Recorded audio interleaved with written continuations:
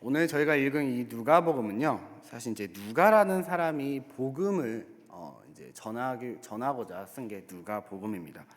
누가복음을 언제 썼냐면요, 이제 기원 후 1세기 중후반, 이제 좀 구체적으로 얘기하면 60년, 65년 그 사이에 이제 썼다고 학자들이 많이들 봅니다. 그 시기에는 어떤 나라가 제국이라고 해야 되겠죠? 어떤 제국이 다스렸냐면 우리가 잘 아는 로마 제국이 통치했던 시기입니다. 1세기 후반의 로마 제국은요, 여러분 굉장히 전성기를 향해서 달리고 있는 그런 로마 제국의 시대입니다. 겉보기로는 굉장히 전성기로 달리는 로마 제국이지만 사실 이제 그 안에는 영적으로 봤을 때 굉장히 타락한 그런 시대입니다. 심지어 그 로마 제국이 전성기로 달리고 있기 때문에 로마 제국의 황제를 신이라고 부르고요. 또 신이 다스리는 제국이기 때문에 이 나라는 영원히 망하지 않을 거다라고 사람들이 생각을 합니다. 그리고 이 안에 이제 철학자들 또한 세속적인 종교들이 많이 생김으로써 사람들을 미혹하게 하는 시기가 바로 이 로마 제국 1세기 후반에 일어났던 시기입니다. 그 외에도 이제 백성들의 상황은 그렇게 좋지 않습니다. 노예도 있고요, 또 핍박도 있고 박해도 있는 시기가 바로 1세기 후반 때입니다. 우리가 잘 아는 기독교 박해가 있는 시기이긴 하지만 기독교 박해뿐만 아니라 모든 로마 제국 사람들, 로마 식민권을 갖고 있는, 그러니까 국적이 로마 제국인 사람들도 긴장하는 시기예요. 왜냐하면 이 1세기 후반의 황제가 변덕이 굉장히 심했습니다. 변덕이 심하다 보니까 어느 날은 갑자기 사람을 이런 법으로 때리고 통제를 당하고 박해를 당하는 일들이 매일매일 같이 일어나니, 거의 매일은 아니겠지만 사람들이 느끼기엔 매일같이 긴장할 수밖에 없는 그런 삶이 사실 로마 제국의 1세기의 이 이야기입니다. 그러다 보니까 사람들 속에는 오늘 하루만 아무 일 없으면 된다, 오늘 하루만 잘 버티면 된다라는 생각이 굉장히 많았고요. 당연히 그들 속에는 어떤 희망과 꿈, 이런 미래가 있지 않았던 시기가 1세기 로마 제국의 시기입니다. 역사입니다. 그런데 이때 누가가 복음을 써요. 누가가 복음을 써서 사람들에게 알려줍니다.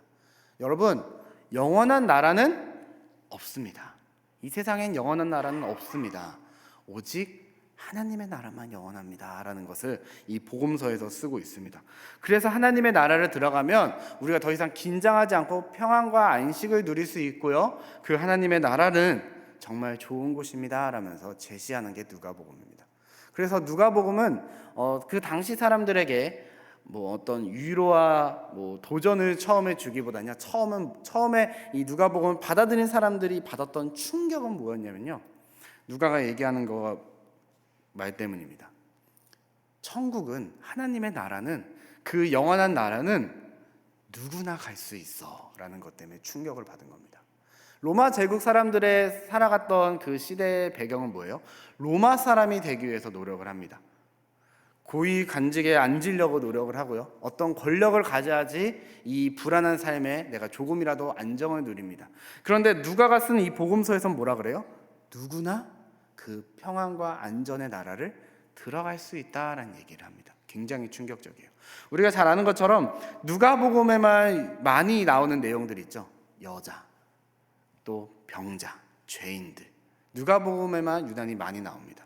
누가가 그 얘기를 하고 싶은 거예요. 소외된 자들뿐만 아니라 모든 자들 또한 이 하나님의 나라에 들어올 수 있다라는 메시지를 전합니다. 오늘 우리가 읽은 이 본문을 보면요, 맹인을 고치시다라는 제목으로 오늘 본문이 되어 있습니다.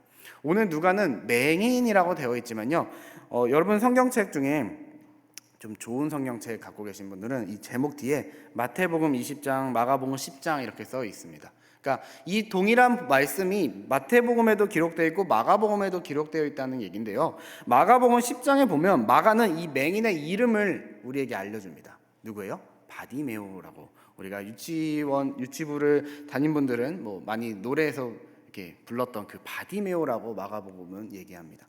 마가는 바디메오라고 얘기하죠. 마가가 언제 마가복음을 썼냐면요, 기원 후 50년에서 60년 사이에 씁니다.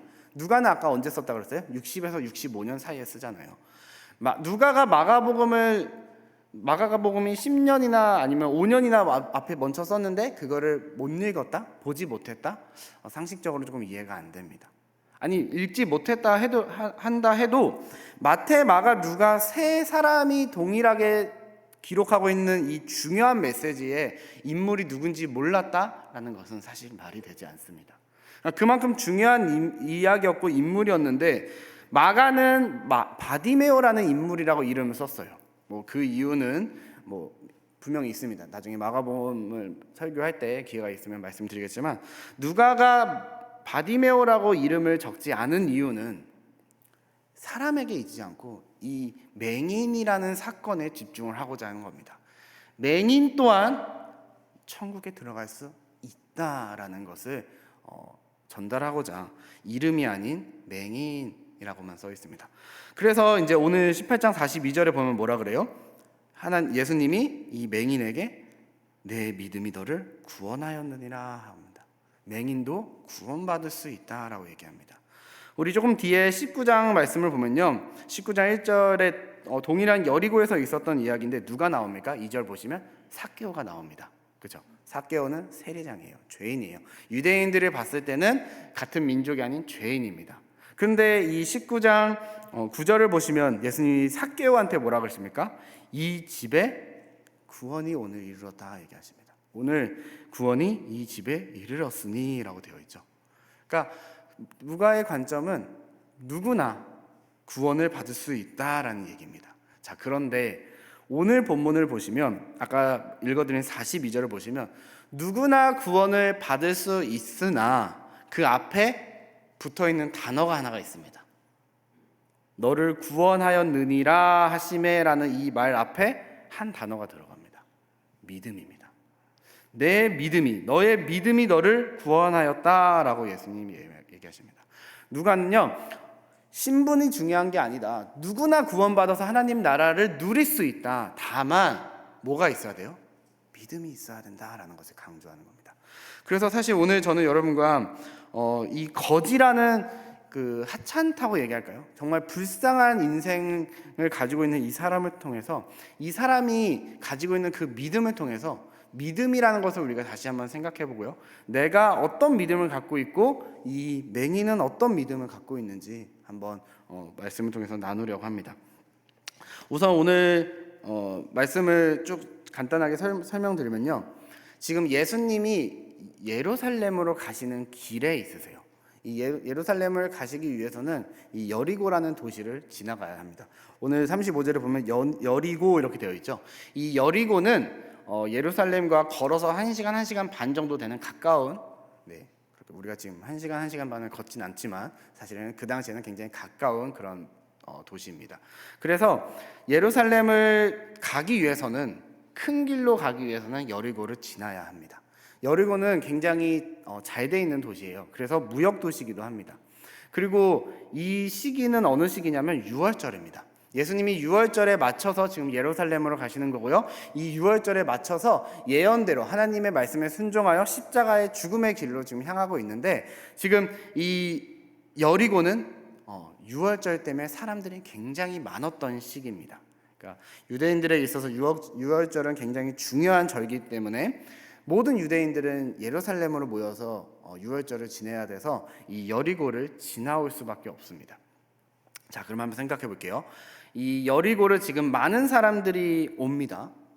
자, 그런데 오늘 본문에서 이 36절 보시면 무리가 지나감을 듣고라고 되어 있죠. 이 맹인이 거지예요. 거지 맹인이 많은 사람들이 올 걸 알고 있습니다. 거지한테는 굉장히 대목인 시기죠. 그런데 그냥 많은 사람들 아니고 무리가 모여서 오는 것을 느낀 겁니다.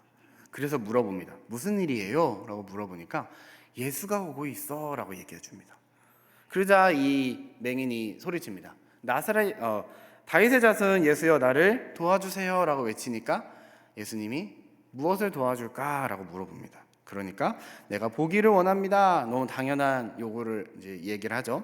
그러니까 예수님이 너의 믿음이 너를 구원하였다라고 얘기를 하시고 즉시 맹인의 눈이 보이게 됐다라는 게 사실 오늘 굉장히 간단한 그런 이야기입니다. 여러분 오늘 이야기를 여러분이 그냥 읽으실 때 저도 그냥 읽으면 그냥 병을 고치시는 맹인이 눈을 뜨는 사건입니다. 그냥 간단하게 읽고 넘어가면 이런 사건이에요. 하지만 여러분 이 이야기 속에는 맹인의 엄청난 이 누가가 얘기한 바디메오의 엄청난 믿음이 있습니다. 우린 그 믿음을 한번 같이 이야기하도록 하겠습니다. 우선 이 거지 맹인이 예수님하고 한 대화를 한번 찾아볼게요. 여러분이 한번 말씀 보시면 이 맹인이 예수님에게 세 가지 말을 합니다. 첫 번째 뭐라 그래요? 다윗의 자손이여라고 외칩니다. 다윗의 자손이여 38장 39장 이렇게 두 번 외치죠. 그리고 그 뒤에 또 뭐라 그래요? 나를 불쌍히 여기소서라고 두 번 외칩니다. 자, 그리고 세 번째 맹인이 예수님한테 뭐라 그럽니까? 41절입니다. 내가 무엇을 해주길 원하느냐라고 얘기하니까 주여 보기를 원하나이다 라고 세 개 이야기를 합니다. 딸랑 세 줄밖에 되지 않은 이 말에 엄청난 믿음이 있다는 거예요. 한번 봐볼까요? 다윗의 자손이여 라는 말이 이제 나오는데요. 제가 아까 말씀드린 것처럼 이 시기는 유월절이라고 그랬죠. 많은 사람들이 예루살렘을 향하고 있고 여리고를 지나야 된다고 했습니다. 그런데 지금 맹인은 보이지 않으니까 그 귀로 들을 때 내가 생각한 것보다 너무 많은 사람들이 한 번에 몰려오는 것을 느끼니까 물어봅니다. 무슨 일이요? 왜 그래요? 하고 물어봅니다. 뭐 옆에 있는 다른 거지한테 물어본 걸 수도 있고요. 아니면 지나가는 사람한테 물어본 걸 수도 있지만 뭐 그건 크게 중요하지 않습니다. 물어봅니다. 그러니까 뭐라고 얘기합니까? 36절, 37절 보시면 나사렛 예수가 지나간다라고 30절 되어 있죠. 나사렛 예수는 무슨 표현이에요? 나사렛이라는 것은 유다 땅이 아닌 유대에 속해 있는 갈릴리 지역에 그것도 아주 작은 마을이 나사렛입니다. 그러니까 나사렛 예수라는 것은 뭐 유대 문화로 따지면 뭐 고양시 안성은, 서울의 뭐 누구라고 할까요? 황요셉 이렇게 할까요? 이렇게 지역을 넣고 사람의 이름을 넣음으로써 혼돈이 없고 이 사람이 어디 출신이다 그냥 누구다라는 사람을 얘기할 때 얘기하는 게 지역입니다. 그런데 이 나사렛 예수라는 것은 사실은 좋게 보면 그냥 제가 방금 말씀드린 것처럼 이런 거예요. 그냥 그 예수야. 그 있잖아 그 나사렛에서 왔다는 그 예수 그냥 이 정도입니다. 좋게 보면요. 근데 이것을 좀 나쁘게 보면 어떻게 해석되는지 아세요? 예수님에 대한 어떤 존중도 존경도 없이 그냥 무시하는 겁니다. 그 작은 마을에서 어떤 선한 것이 날 수 있어라고 사람들이 여기는 그 너무나 작은 시골 마을 나사렛 예수라는 얘기입니다. 이 맹인이 무슨 일이요? 라고 물어봤을 때 사람들은 존경하고 존중하는 호칭으로 얘기하지 않고 그 있잖아 그 작은 마을 시골 마을에서 왔다는 예수가 왔어 라고 조롱하면서 무시하면서 전혀 예수님을 향한 존중과 존경이 하나도 없는 그런 말로 소개를 합니다. 그 말을 듣고 나서 맹인이 했던 첫 번째 말이 뭐예요 여러분? 다윗의 자손 예수여입니다. 야 작은 마을에서 온 보잘것없는 예수가 왔어 라고 얘기했지만 이 맹인의 대답은 뭐였냐면요 맹인의 반응은 뭐였냐면요 다윗의 자손입니다. 이 구약 성경에서 다윗의 자손이라는 것은 메시아를 예언하는 표현입니다. 그래서 신약 시대로 넘어와서 당연히 다윗의 자손이라는 말은 메시아를 상징하는 말이에요. 하나님이 보내신 그 약속하신 사람의 표현이 다윗의 자손입니다. 그렇기 때문에 이 맹인이 지금 다윗의 자손이여 라고 얘기하는 것은 메시아로 오신 예수님이여 하나님이 보내신 예수님이여 라고 외치는 거예요. 한번 여러분 생각을 한번 해볼게요. 야 시골 마을에서 온 사람이야 라고 얘기했는데 어이 형씨 예수님 이렇게 외친 게 아니고 메시아 하나님이 보내신 예수님이여 라고 자기 안에 있는 믿음을 고백한 겁니다. 약간 여러분 좀 저게 맞아 라고 생각할 수 있습니다. 자 그러면 한번 이렇게 생각해 볼게요. 맹인이 보지 못했기 때문에 예수님을 따르지 않았기 때문에 지금 예수님을 만나기 전까지 맹인이 알았던 것은 소문입니다. 소문으로만 예수님을 알았어요. 그럼 예수님에 관한 소문이 뭐였을까요? 어떤 소문이 있었어요? 못 본 사람을 보게 했대. 걷지 못한 사람을 걷게 했대. 나병 환자를 고쳤대. 죽은 사람이 살아났대라는 소문입니다. 이 소문만을 보고 맹인이 메시아구나라고 믿은 거예요. 여러분은 가능하십니까? 누가복음 7장에 보면요, 세례 요한이 감옥에 있을 때 제자 2명을 예수님한테 보냅니다. 그래서 뭐라 그러냐면요, 당신이 그 메시아가 맞습니까? 우리 선생님이 우리를 보냈는데 당신이 맞습니까? 아니면 다른 사람을 기다려야 합니까? 라고 세례 요한이 제자들을 통해서 보냅니다. 이것은 이미 예수님이 그 세례 요한한테 세례를 받고 나서 하늘에서 이는 내 사랑하는 아들이다 라는 얘기가 나온 후의 이야기예요. 그 후인데도 세례 요한이 뭐라 그래요? 제자들을 보내서 맞아요, 당신이 메시아인 거라고 확인을 합니다. 이때 예수님이 뭐라 그러시냐면요, 누가복음 7장 21절 22절인데요 저희 함께 같이 한번 읽어볼게요. 마침 그때 예수께서 질병과 고통과 및 마귀 들린 자를 많이 고치시며 또 많은 맹인을 보게 하신지라.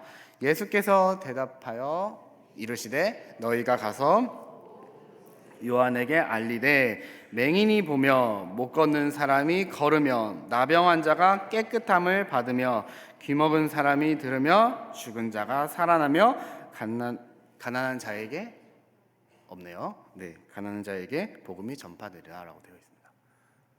이 말만 했는데 요한이 메시아구나라고 믿은 거예요. 못 본 사람이 보게 됐어. 죽은 사람이 살아났고, 듣지 못한 사람이 들었고, 걷지 못한 사람이 걸었어. 귀신이 쫓아나갔어. 깨끗하게 됐어라고만 얘기했는데 세례 요한은 어떻게 해요? 이분이 약속의 메시아구나라고 믿습니다. 이사야에 있는 그 말씀을 믿었기 때문에 이 상황을 보고 믿게 되는 거예요. 이 맹인은 보지 못했지만 소문을 듣고 확신했습니다. 이 사람이 이 나사렛에서 나왔다는 작은 마을에서 온 사람이지만 이사야의 예언을 성취한 메시아구나라고 확신한 믿음입니다. 굉장히 작은 믿음이 아니고 엄청난 큰 믿음입니다. 자, 그래서 사람들이 꾸짖습니다. 뭐라고 꾸짖어요? 39절 보면 앞서가는 사람들, 한 명이 아니죠, 몇몇 사람이 꾸짖습니다. 조용해 라고 꾸짖습니다. 자, 우리 그냥 읽을 때 조용해 같죠? 아닙니다. 맹인은요, 유대 사회에서 어떤 취급을 받냐면요, 저주받은 자입니다. 너가 죄를 졌거나 아니면 너의 부모가 죄를 져서 너가 하나님한테 버림받은 저주받은 자입니다. 그런 취급을 받습니다. 심지어 오늘 이제 41절에는 주여 보기 원하나이다 라고 되어 있는데요, 이 보기 원하나이다 라는 단어가 사실상 그 원어에서 봤을 때는 다시 보다 라는 의미도 갖고 있습니다. 그래서 현대인의 성경이나 쉬운 성경에서는 이 말을 어떻게 번역하냐면요, 예수님이 내가 무엇을 도와주기 원하냐 라고 얘기했을 때 현대인의 성경과 쉬운 성경에서는 주님 다시 보기 원합니다 라고 얘기합니다. 만약에 다시 보기 원한다는 말이 맞다면 원래는 볼 수 있었던 사람, 후천적인 사람입니다. 그러면 유대사에서 어떻게 평가할까요? 야, 쟤는 진짜 저주받았어. 쟤는 진짜 뭐가 잘못됐나 봐. 죄인이야. 라고 더 사람들에게 손가락질을 받았던 삶이었겠죠. 그렇기 때문에 이 꾸짖어 잠잠하라는 말은 조용해 시끄러워가 아닌 그것을 넘어서 야, 어디 감히 죄인이 너같이 더럽고 부정한 얘가 너는 저주받았는데 잠잠해 라는 얘기입니다. 사람들이 어마어마한 눈치를 주는 그런 상황입니다. 그런데도 39절에 다시 한번 외칩니다. 다윗의 자손이요. 이 다윗의 자손이란 말은 유대인들이 굉장히 싫어하는 말입니다. 다윗의 자손을 원하지만 다윗의 자손이 나 때는 안 오길 원합니다. 다윗의 자손을 원하지만 다윗의 자손이 나사렛에서 태어난 것이 아닌 엄청나게 높은 위치에서 태어나길 원하는 것이 유대인들의 바람입니다. 그렇기 때문에 다윗의 자손이요 메시아여라고 외치는 이 맹인 거지의 말을 사람들이 굉장히 불편해했습니다. 이게 첫 번째 맹인 거지의 입에서 나온 그의 믿음입니다. 자, 두 번째는 뭡니까? 나를 불쌍히 여기소서. 나를 불쌍히 여기소서가 여러분 어떤 말이냐면요, 나를 도와주세요라는 간단한 말이 아닙니다. 하나님, 예수님, 나는 아무것도 할 수 없습니다. 내가 할 수 있는 것은 하나도 없습니다.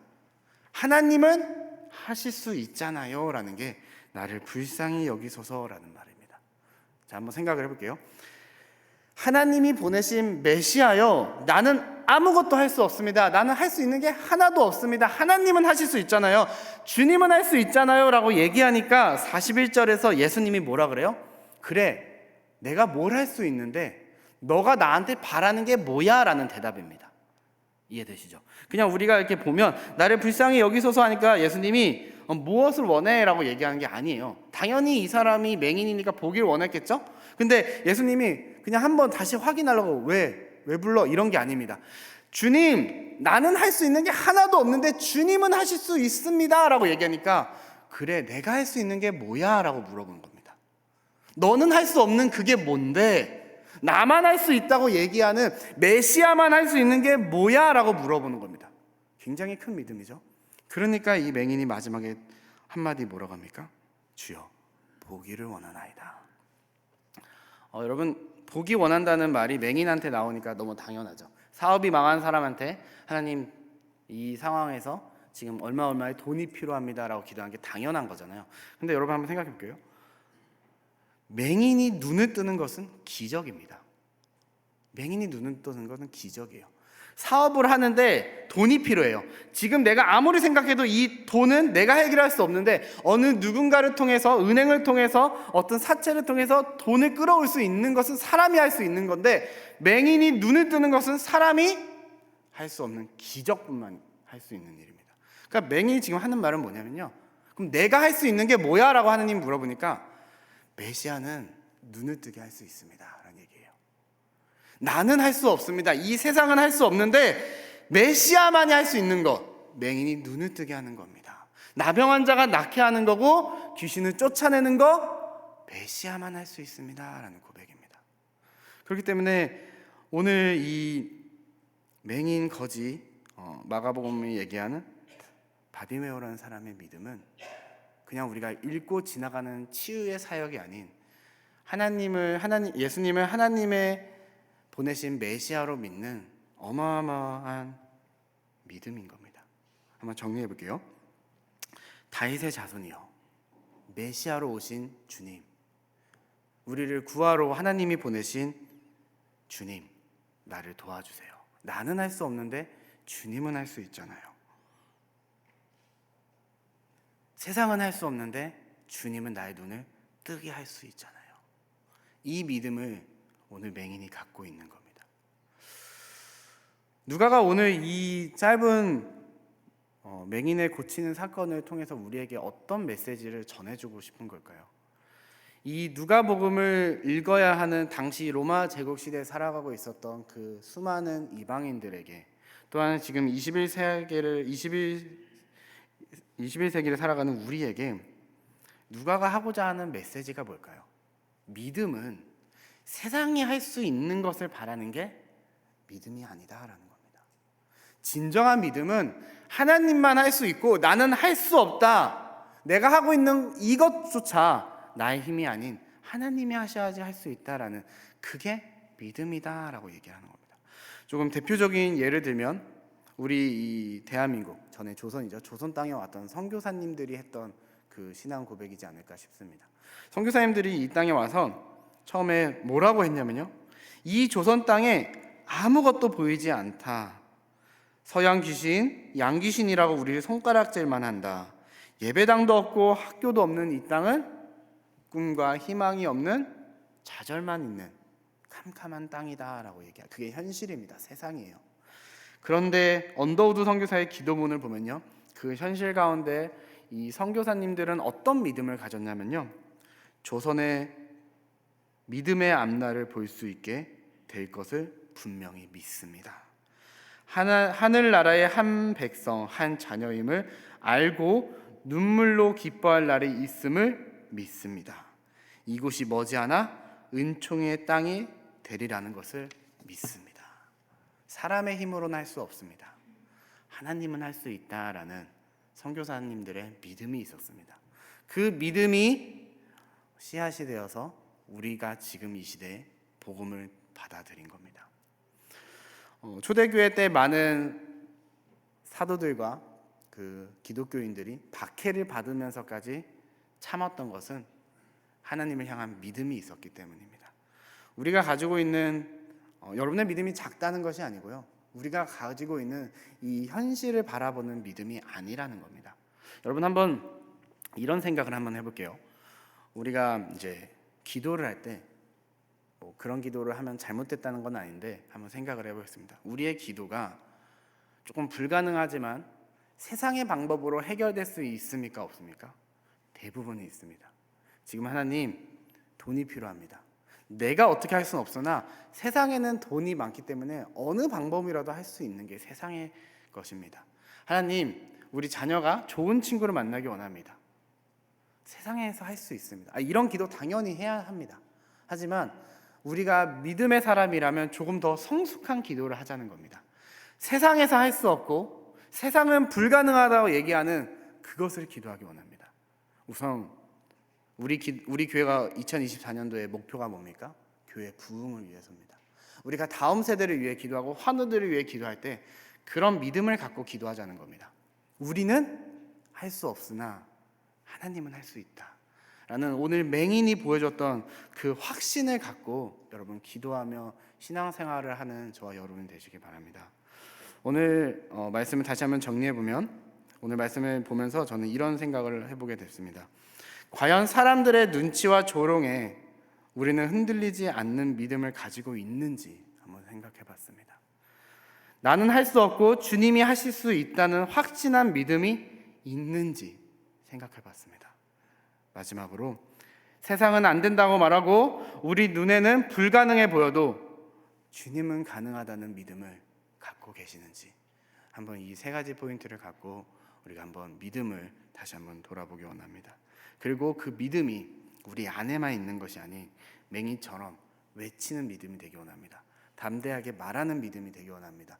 삶에서 그것을 행동으로 옮기는 그런 믿음을 갖는 저와 여러분이 되시길 주님의 이름으로 소원합니다.